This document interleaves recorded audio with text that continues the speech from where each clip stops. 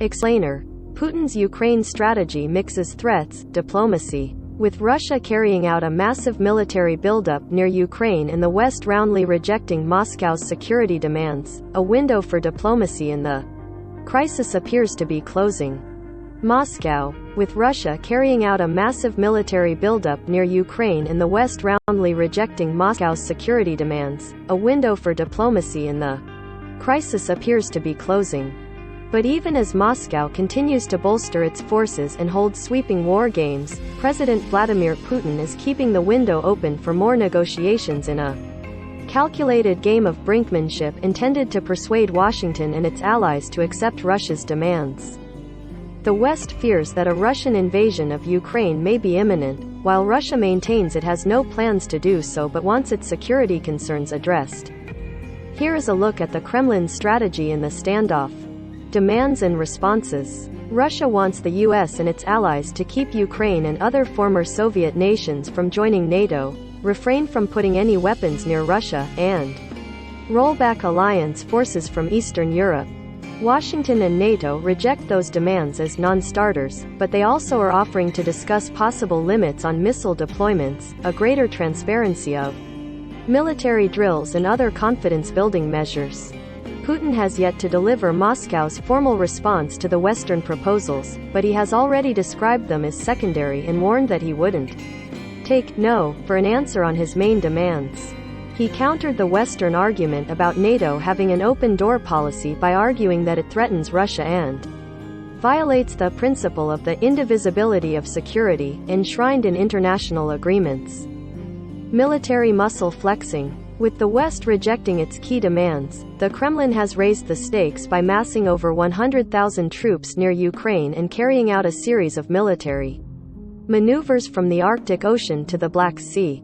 As part of the show of force, Moscow has moved trainloads of troops, tanks and weapons from the Far East and Siberia to Belarus for joint war games, drawing Western concerns that Russia could use them as a cover for an invasion. Washington and its allies are raising the prospect of unprecedented sanctions in the event of an invasion, including a possible ban on dollar transactions. Draconian restrictions on key technology imports like microchips, and the shutdown of a newly built Russian gas pipeline to Germany.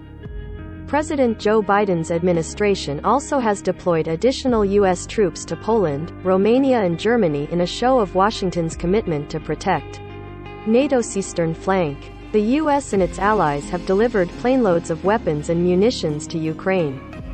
Calculated escalation. By concentrating troops that could attack Ukraine from many directions, Putin has demonstrated a readiness to escalate the crisis to achieve his goals. Putin appears overconfident and is exhibiting a high level of risk tolerance, said Ben Hodges, who served as commanding general of the U.S. Army Europe and now works at the Center for European Policy Analysis.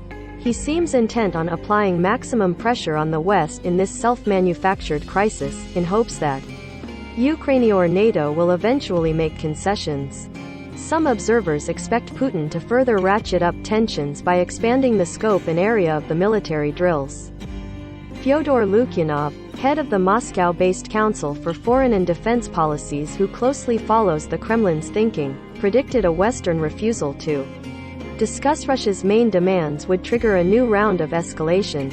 Logically, Russia will need to raise the level of tensions, Lukyanov said.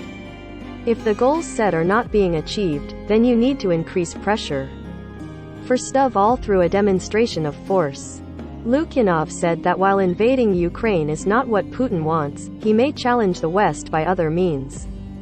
The whole idea as envisaged by Putin was not to solve the Ukrainian crisis by means of war, but to bring the West to the negotiations table about principles of European security arrangements, Lukyanov noted. The moment Russia starts a war against Ukraine, the whole previous game will be over and the new game will happen at an absolutely different level of risk. And all we know about Mr. Putin is that he is not a gambler. He is a calculated player. Potential paths for compromise. While Putin and his officials have insisted they expect the US and NATO to bow to Russia's demands, a prospect that looks all but impossible, some Kremlin watchers expect Moscow to eventually accept a compromise that would help avoid hostilities and allow all sides to save face.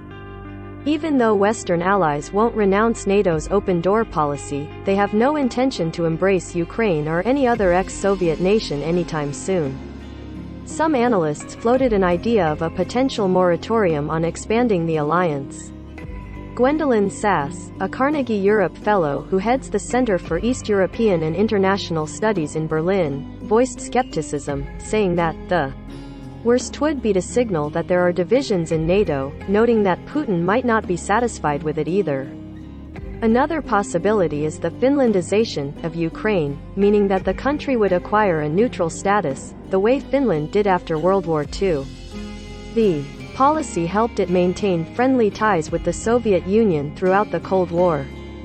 Such a move would represent a sharp revision of Kiev's course toward NATO membership and likely fuel strong domestic criticism, but the Ukrainian public could eventually welcome the policy twist as a lesser evil, compared with a Russian invasion. Asked about the Finlandization idea, French President Emmanuel Macron told reporters Monday that this is one of the models on the table, but he backtracked the next day when he visited Kiev. Another potential compromise would likely include steps to defuse tensions in eastern Ukraine, which has been controlled by Russia-backed separatists since a rebellion flared up there in 2014 shortly after Moscow's annexation of Ukraine's Crimean Peninsula. Russia has urged the West to press Ukraine to fulfill its obligations under a 2015 peace deal that was brokered by France and Germany and required Kiev to offer self-rule to the rebel-held territories. The deal has been seen by Ukrainians as a betrayal of the country's national interests, and its implementation has. Macron this week described the agreement as the only path allowing to build peace and find a sustainable political solution. Associated Press writers Lauren Cook in Brussels and Sylvie Corbett in Paris contributed.